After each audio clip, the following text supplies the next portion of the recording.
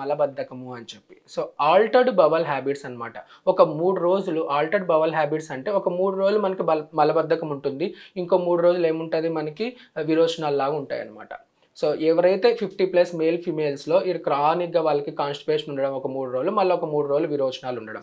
ఇలా that is one important symptom altered bowel habits అనమాట. లేకోకుంటే ఇంకా ఏంటంటే ఇంకొంతమందిలో ఎలా ఉంటుందంటే బ్లీడింగ్. సో ఏదైతే మనకి మోషన్ పోతాం కదా మనం యానల్ రీజన్ అంటాం. అక్కడి నుంచి మనం బ్లడ్‌లో స్టూల్‌లో బ్లడ్ మిక్స్ అయ్యి రావడం అనమాట. అంటే మలంలో మనకి బ్లడ్ రావడం. సో మలంతో పాటు బ్లడ్ రావడం అనమాట. That is also one important symptom అనమాట. Suspicion of this colorectal cancer. So దీంతో పాటు మనకేంటి ఈ మలంలో బ్లడ్ పోవడం వల్ల రక్తహీనత లాగా ప్రెజెంట్ అంటే అనీమియా అంటాం అనమాట. సో 50+ మేల్స్‌లో మనకి ఏమైనా అనీమియా ఉందంటే గిన మనం stool for occult blood test అని చేయిస్తూ ఉంటారు. సో ఏంటంటే మనకి మలంలో ఏమైనా బ్లడ్ పోతుందా అని చూసుకోవడం. మలంలో బ్లడ్ పోతుందంటే అక్కడ ఏమైనా పుండు ఉందా పెద్ద పేగులో అనేది మనం ఫర్దర్‌గా మళ్ళీ కొన్ని టెస్టులు చేసుకోవడం ద్వారా అది ఉందా లేదా అనేది తెలుసుకుంటాం అనమాట.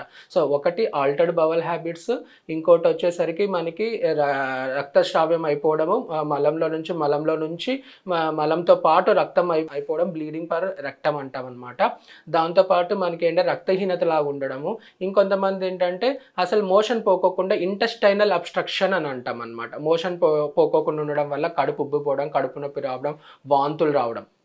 సో ఇలా ఉంటాయన్నమాట లక్షణాలు. సో ఇవన్నీ ఏంటంటే నేను ఎప్పుడు చెప్తూ ఉంటాను. సో క్యాన్సర్ అనేది 4 స్టేజుల్లో ఉంటుంది. 3వ స్టేజ్ వరకు ఈ రకమైన సిమ్టమ్స్ అన్నీ ఉంటాయన్నమాట. పొట్టు పోవడము, లేకోకుండా ఒక గడ్డలాగా ప్రెజెంట్ అవ్వడము.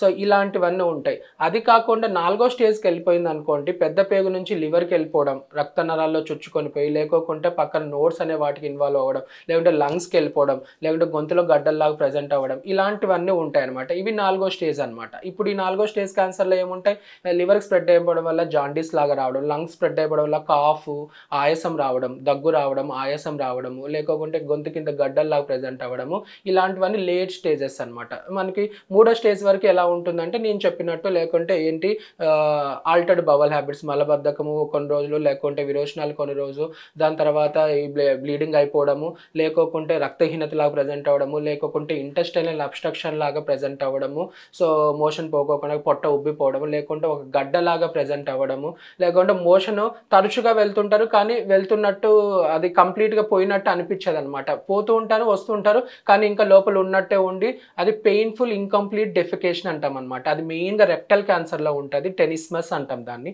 సో అలాంటిది ఒక సిమ్టమ్ కూడా ఉంటుందంట. మనకి ఏంటంటే మోషన్ పోయేటప్పుడు ఇబ్బందిగా ఉంటుంది, నొప్పి వస్తుంటుంది, ఆ భాగం అంతా నొప్పి వస్తుంటుంది, కానీ మోషన్ వెళ్ళినట్టు అనిపిస్తుంది. బాత్రూంలో పోయి వెళ్తూనే కొంచెం పోతారు, వెళ్తూనే మళ్ళీ ఫుల్గా అవ్వదు, మళ్ళీ బయటకు వచ్చేస్తూ ఉంటారు, మళ్ళీ పోతుంటారు, మళ్ళీ వస్తుంటారు అనమాట.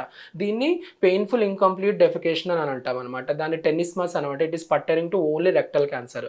లేట్ స్టేజెస్లో వచ్చేసరికి ఇలాంటివి నేను ఏవైతే చెప్పానో అలాంటి లక్షణాలన్నీ మనము పేషెంట్స్లో గుర్తించవచ్చు.